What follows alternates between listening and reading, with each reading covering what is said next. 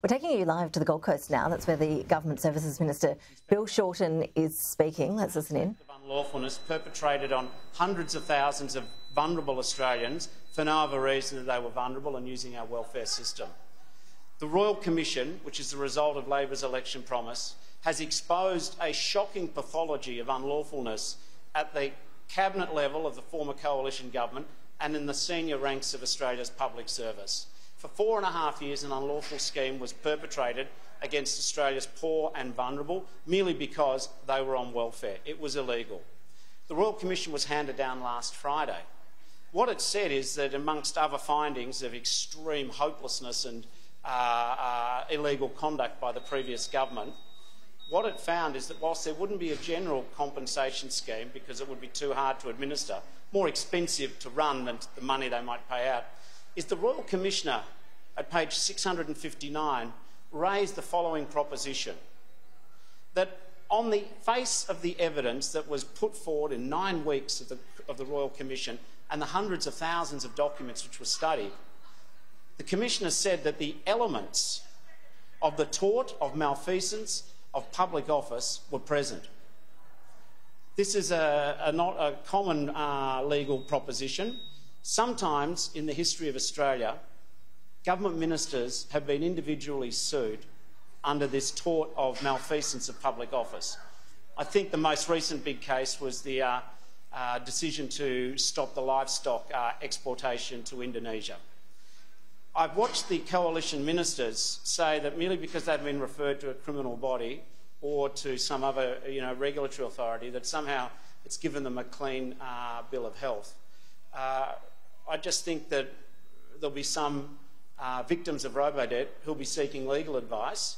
If the Commission has said that on its face the elements to constitute this tort of malfeasance of public office have been met, I suspect that there'll be some individuals who will seek legal advice, and they may well seek a remedy of suing the individual former ministers. And that's why I said last night, I don't know why these ministers are running around acting like they're out of the woods yet. This was a shameful scandal in Australian political history. Do you support the Commissioner's view on the tort? No, I'm not a former Chief Justice of the Queensland Supreme Court. It's in there, and I think it'll be for lawyers and others to contest this matter. Mr. Shorten, if individual victims sue individual ministers, who will pay the compensation? Will it be the public sector or will it be the individual ministers? Well, there's a long way to go. Ministers may seek indemnity and say that they were carrying this out as part of their ministerial role. This will be for the lawyers to work through. But I just say that there's a lot of people out there who want accountability. Until they see accountability, I don't think it's over. The opposition says that they'll work with the current government to make sure this never happens again. What has the government got planned? Well, first of all, I think if the opposition want to work with us, they need to work with the victims of Robodebt. I think having former Prime Minister Mr Morrison say he did nothing wrong makes it very hard for the opposition to be taken credibly. They want to work with us. In terms of what we do, what we've got to do is, I think, have a sea change in Australian debate about people who use our social security safety net.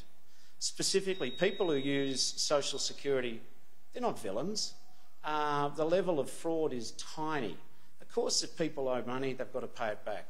But we've got to change the debate that everyone on welfare is a dog bludger. We've got to stop treating people who may have fallen on hard times as a second-class Australian. That's the first sea change, and the Coalition's rhetoric about the poor, the vulnerable, the people who use welfare needs to change. And beyond that, I think we need to make sure that whenever there is a decision made by government, the people who see what the government says to them, they can see the logic, they can see the transparency, and we don't ever again reverse the onus and have the government come down on individuals and say you're guilty till proven innocent. Are you aware of being sent from Lord and Legal to the Prime Minister regarding negotiations? Yeah, I've seen reference already to our lawyers raising what the Royal Commission has said and wanting to talk about that. All good? Thanks. Super. Yeah, sure. Okay, one more. This will be the question, which is too hard. It's Captain Campbell's position within Defence Tenor. That's not up to me. Do you have a view? No, I don't have the view on any individual public servant, and that's all I can say on the matter. Thanks. Thanks, guys. Thank you. We just heard there from the Government Services Minister Bill Shorten on the Robodebt issue. We have seen that the legal firm which ran the Robodebt class action is saying now that it is prepared to launch a fresh lawsuit, potentially against former top bureaucrats and ministers. Let's bring you more now with our Sky News political reporter Joel Philp. Joel, what can you tell us about what the law firm is saying? What's the plan? Well, effectively, Ash, the law firm is latching on to that reference in the Royal Commission report that the Government Services Minister Bill Shorten just pointed out there.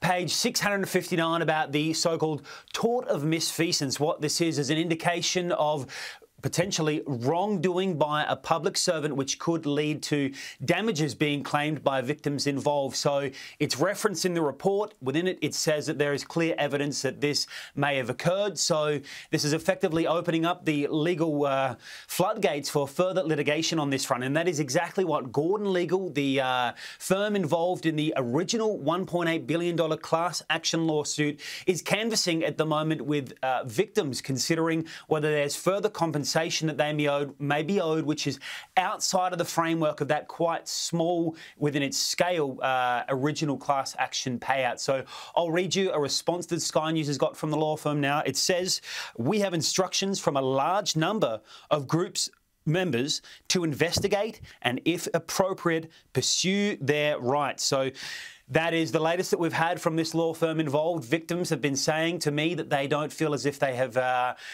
fully been compensated for this trauma that they've effectively gone through. There's not just the financial aspect of this and the interest repayments on the money that was lost over many years, but the incredible amount of stress that they feel that they endured on top of that. So we've had a response from the opposition today, James Patterson from the Liberal Party, as to whether it's likely that senior members of the coalition and indeed former Prime Minister Scott Morrison could end up facing litigation in the future. There has been action, there has been compensation already, but that doesn't close off the legal avenues that Australians have, and it wouldn't be appropriate to discourage or dissuade them from doing so. They have every right to take any legal action that they believe is appropriate. And we're happy to support any sensible changes the government brings forward to legislation or policy to ensure it doesn't happen again. We have to learn these lessons. It was a government that I was a member of, and I really regret that it happened. I've spoken to a lawyer about how the situation might play out, and he said effectively government ministers, although they may be pursued in lawsuits, are unlikely to be legally viable for them, and that what that would probably entail is that the Commonwealth coffers needing to pay for any compensation. So we will see where that goes. Bill Shorten spoke about how that could play out indeed also. But in the meantime, obviously the former Prime Minister Scott Morrison is overseas on a family holiday. He is flagged in media reports that he may come back into the country and then when Parliament resumes give a speech to the Parliament to give some explanation as to how it's played out from his perspective, similar to what we saw just around the censuring of him for the Secret Ministries saga, where he gave a speech to Parliament to give his explanation before that occurred. Ash? Joel, thank you.